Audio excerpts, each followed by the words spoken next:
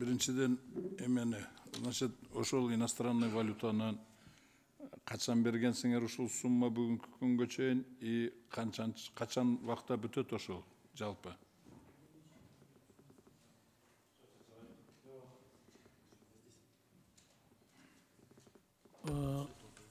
Бул өзү бюджеттик кредиттерди берүү 98-жылдан башталган, бирок бүгүнкү күндөгү сумманын негизги бөлүгү жанагы 2010-жылдан баштап берилген суммалар отурат.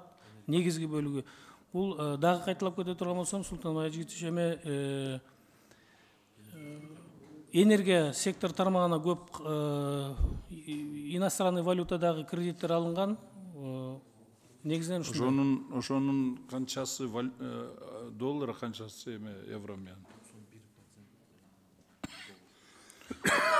Бүгүнкү алынган 91% чегиндеги АКШ долларынын валютасында, калганы евро, анан бир азыраак части жана СПС деп специальный право заимствования менен. То есть 91% эме менен? Доллар менен. Калганы евро и СПЗ и так далее, да? Анан жанагы эмеде бердимде да, ставкалар канча болчу ошол кредиттердин? Процентный ставкасы?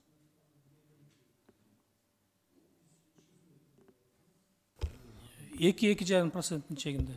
2,5? Годовой. Ошондой. Бердимде да, процентный ставкасы 2,5 деле, честно говоря, очень много, да? Жанагы эме. Анан еще самый главный риск бул эме, курсовой риск, да? Бүгүнкү карап айтпайсыңар. Бизде курсовой риск өтө жогору, да? Себебиден биздин экономикабыз практически производство жок бизде. Ошондуктан биздин баарды курсовой жанагы эмебиз, она связана с внешним рынком. Бүт ошолор менен, да? И риск очень высокий. Аны сбивать үчүн неме кылыш үчүн өзүбүздүн собственный производство болуш керек. А в ближайшее время я вообще не вижу собственного производства. Анандай деп ар ким өзүнүн эле бизнестерин жасап атат. А в целом эч кандай бир политика жок да, развивать собственное производство. Да, единичный, точечный эле эме болуп атат. Ошондуктан азыр эми силер жөн эле фиксация кылып койгонуңар бул тууру, конечно, бүгүнкү күн менен болсо да, потому что дальнейший он будет только расти. Биздин эмебиз перспектива ошондой да, бир чудо болуп бир токтоп калбаса, но в ближайшее время он будет только расти. Ошондуктан бул токтотуп койгонуңар это хорошо, но с другой стороны мындан тышкары дагы кандай жеңилдик берип атасыңар? Мындан сырткары бул жерде дагы жеңилдиктер, эгерде ошол заемщик макулдугу бериле турган болсо, мурун макулдугун бериле турган болсо, бул анда реструктуризация боюнча кошумча келишим түзүлөт. Ушул фиксацияга макул болом. Мен мамлекеттик валютада гана мындан ары калган остатыкты мамлекеттик валютада кайрып берем дей турган болду. По курсу, сом менен. Сом менен төлөйт да, по курсу. И ошо фиксированный курс менен. Фиксированный сом менен төлөйт. Ооба, ошондой болот. Себеби башка жок да. Анан дагы бир эме, реструктуризациясы кандай эмеде, канча мөөнөткө берип атасыңар реструктуризациясын? Канчага созуп атасыңар? Мөөнөтү ошо в рамках действующего эле, бул жерде дагы бир пункту менен бул токтомдун жанагы бул калдыктарды же болбосо карызды жоюу, анын пайыздык ставкасы колдонуу, кредитти колдонгондугу үчүн жана башка буга чейинки көрсөтүлгөн шарттар мурдакы көрсөтүлгөн договордогудай шарттагыдай калып атат да. Берде мен сунуш кылгым келет, реструктуризацияны караганда ар бир кредитке дифференцированный подход кылыш керек да. Себеби алардын сроктору да башка, ну там объемдору да башка, ошондуктан берде дифференцированный болуш керек, чтобы максимальное облегчение болуш. Анан жанагы долларовый иностранный валютадан берген кредиттер булар бюджеттин акчасыбы, валюте или же жана гарантия берилген иностранный эмелерби, кредиттерби? Жана донорлордон алган иностранный кредиттер булар. Кредиттер? Да. То есть мы все равно должны возвращать его в долларах, правильно? Да, вы правильно заметили, да. Жанагы 90 фиксациядан тышкарышын онда бюджет төлөп берет экен да. Ооба, бюджет төлөп берет. Мамлекет төлөп берет да. Ошондуктан бул жерде мындайда двояко да. В любом случае азыр токтотпосок Бар bir mamleket Султан Абдрашидович. бюджет. Султан Абдрашидович. Тоқтотсок разницасını bu yerde из двух зол выбирают меньшие, да? Из двух зол выбирают меньшие. Султан Абдрашидович, егерде мен кечиресизби, просто сунуш сиз сөзүңүзгө да. Мындай кылалы, урматтуу депутаттар. Бул туура айтат. Бул палка двух концов болуп атат да. Бир жактан жакшы, бир жактан бюджетке аябай чоң нагрузка түшөт. Но бизге булар бүгүнкү күндө ушу токтомду алып келгенде бир четкий расчет алып келбепсиңер да. Хотя бы 1 жылдык расчет алып келбейсиңер. Видение на 23-24 год. Из чего мы будем исходить? Кандай нагрузка түшөт бюджетке? Ошону азыр как раз Айсар Нышандагы сунуш берем деп калды. Биз күн тартибин алып эле кийинкиге так маалыматтар менен, расчеттор менен, цифра менен алып келбейсиңерби? Да. Анан кийин жанагы эмелерде бүт бардыгы аз эле да канча предприятие алган өзү акционер общество, канча алган? Канча предприятие алган? Жо айта берсинчи. Жалпы жолунан бул жерде 82 предприятие болуп атат. Вот 82 предприятие болуңса, ар бир 82 предприятие боюнча силер бизге эмени какой-то расчет алып келип берсеңер болот. 82 көп эмес да.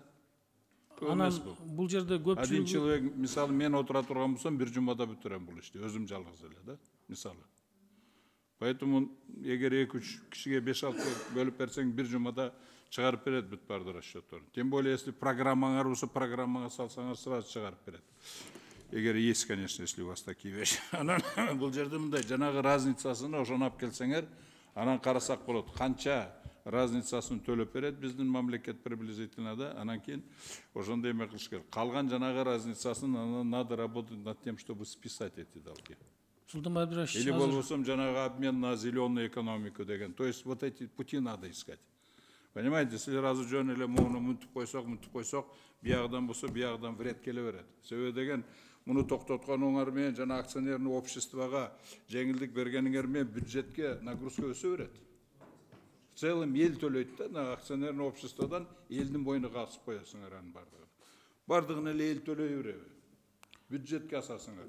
Ошондуктан да муну мындай эме болгондон кийин расчетторун эме кылып туруп, давайте силер приблизительно бизнес-план алып келгиле бул боюнча. Ваши мысли, ошону карайлы, надо посчитать. Это очень серьезный вопрос. Тем более, бу жерде 123 миллиарда сомов дейт. Бул доллар менен канча приблизительно 180 миллион долларга жакын болуп атабы? 106. Жоқ, сомов. А в долларах где-то 150-160 миллион долларов, да? Понимаете? Нагрузка очень большая. Нужно очень четкий расчет и бизнес-план хороший должен быть. Жөн эле бизге алып келип, бизди көндүрүп кол койгуруп калганар болбойт. Анда убакыты кетирбей эле сунуштуу эле, анда Айсар Нышанов сунушу бар экен, урматтуу депутаттар. Урматтуу депутаттар, мен сунуш кылат элем да, булар жагымдуу шарттарга кайра барыңыздар. Жакшы сунуштар менен сүйлөшүп көрүңүздөр. Анан бизге анализ бериңиздер. Кайсы канча предприятиеге берген. Дифференцированный деген график очень тяжелый график. Сиз аны жөн эле галаслоону айта бербеңиз, мен аны жакшы билем. Тиги эме боюнча күн тартибинен алып коюуну сунуштайм. Булар бизге анализ, так маалымат беришсин. Анан сунуштарыңыздарды да карайбыз. Рахмат. Данияр Эрмекович бир толуктоо болсо уруксат. Жок, мен түшүндүм сиздин толуктооңузду. Мен азыр силерге буну өткөрүшкөндө, бирок бир нерсени түшүнүп алайлы. Урматтуу министр орун басары, урматтуу депутаттар. Азыр могул жерде биз 10 эле депутат карап атабыз да. Азыр ушул жерде карап атканыңызда 3-4 депутаттын ою уже башка. А эртең палатага чыкканда 90 депутат, бул жерде 90 ой болот. Ошондуктан четкий анализ кылып бергиле. Вот туура айтты Султан Абдрашидович. Бир бизнес проектти защита кылгандай, прям баягындай картинкалар чыгарып алып келгиле. Себеби эртең палатада иши болот бул маселе. Ошон үчүн силер защита кылышыңар. А защита кылыш үчүн силер конкретный бизнес-план, вот как вы будете это все делать? Расчеты алып келгиле. Анан биз карап берели, анан палатага алып чыкпайлы. Себеби палатадан биз деле комитет уят болбошубуз керек да, бул маселе. Мен азыр сезип атам, бул маселе боюнча палатада суроо көп болот. Ошондуктан, урматтуу депутаттар, Айсар Нышанов сунушу бул маселени бүгүн күн тартибине алып турайлы деп атат. Кийинки неделеге силер иштеп, ошону мындай бышырып алып келгиле, анан биз чечим чыгарайлы. Кандай дейсиздер? Каршы эместерби? Анда Айсар Нышановдун сунушун дош коем, дош менен ким макул? Каршы жок, көпчүлүк дош менен кабыл алынды. анда бул маселе күн тәртибинен алынды. Урматтуу депутаттар, негизги маселелер каралып бүттү. Күн тәртибинде ар кандай маселеде эки эле маселе бар, эки тескеме. Аны мен ойлойм тез эле карап коебуз деп. Анда ошол кароого өтсөк.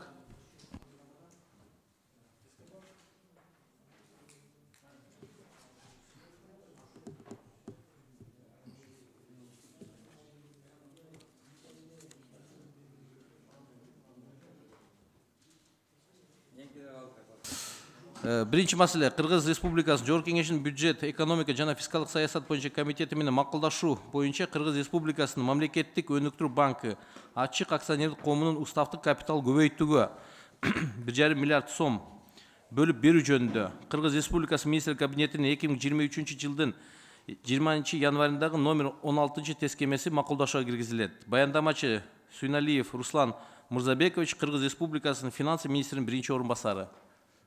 Барбы? Бар, Данияр Эрмекович. Аны окубаңыз өзүмдө, кыска эле өзүңүз сөз менен айтыңыз. Жарайт. Урматтуу Данияр Эрмекович, урматтуу депутаттар, Кыргыз Республикасынын министрлер кабинетинин 23 жылдын 20 январында 16 тескемеси кабыл алынган. Бул тескемеде Кыргыз Республикасынын биздин финансы министрлигине Жогорку Кеңештин ушул бюджет, экономикалык жана фискалдык саясат боюнча комитети менен макулдашууга боюнча. Бул жерде Кыргыз Республикасынын мамлекеттик өнүктүрүү банкына ачык акционердик коомунун уставдык капиталын көбөйтүүгө 1 миллиард 500 миллион сом бөлүнөт деп турат.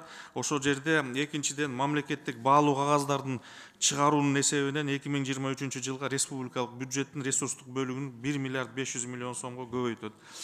Ушуга байланыштуу урматтуу депутаттар, министрлик ушул тескемени сиздерден макулдук алуу үчүн карооңуздарга сунуш кылат. Ошону менен бирге ушуну колдоп берүүңүздөрдү өтүнөбүз. Көңүл буруңуздар үчүн чоң рахмат. Ошончо мага меме берип коесузбу, сөз берип коесузбу, колдоо беретинди айтып коеюн. Кыскача эле мен айтып коеюн, муну колдоп бериш керек. Себебі бизге банк развития обязательно керек, муну ачыш керек, тездетип ачыш керек. Другое дело, как мы будем работать, это другое. Ошого мен баарыңызды чакырып кетет элем, колдоп беришти ушуну. Рахмат. Рахмат, урматтуу депутаттар. Анда комитет чечими аталган токтом долбоо тескемени макулдук берүү боюнча алдыңыздарда турат. Ошол комитет чечимини макулдук берүү боюнча дошко коем. Дош бериңиз. Ким макул? Каршы жок. Көпчүлүк дош менен кабыл алынды. Рахмат. Ошондой эле Кыргыз Республикасы министрлер кабинетинин 2023 жылдын 20 январда номер 17 тескемеси макулдашууга киргизилет. Баяндамачы Сүйналиев Руслан Мырзабекович, Кыргыз Республикасынын финансы министринин биринчи орун басары. Чакырылган Төлөгөнова Аида Бешналиевна, мамлекеттик ипотекалык компания ачык акционердик коомунун башкармалыгынын төрайымы. Анда сөз баяндамачыда буну азыркыдай эле кыскача канча сумма эмнеге? Жарайт, урмат. Урматтуу Данияр Эрмекович, урматтуу депутаттар, мыйзамда Кыргыз Республикасынын мыйзамында мамлекеттик ипотека компанияга ачык акционердик коомуна уставдык капиталын көбөйтүү 1 миллиард сом бул жылы каралган болчу 23 жылга. Ошону менен бирге ошонун ичинен Кыргыз Республикасынын министрлер кабинетинин 23 жыл 20 январында 17 номер тескемесинин негизинде финансы министрлигине уставдык капиталды каралган 1 миллиард сомдун ичинен 500 миллион сомду Германия өнүктүрүү банкынын KfW алдында мамлекеттик карызды конверсиялоонун эсебинен биринчи траншка бөлүп берүүнү тапшырылган. Ушул тескемени сиздердин карооңуздарга сунушталат. Шуну колдоп берүүңүздөргө суранабыз. Депутаттар, суроолор жок болсо, комитеттин чечими ушул тескемени колдоо боюнча бардыгыңыздарда бар. Ошо комитет чечимин дошко коем. Дош бериңиздер. Каршы жок. Көпчүлүк дош менен колдоо тапты. Чоң рахмат, урматтуу Данияр Эрмекович, депутаттар.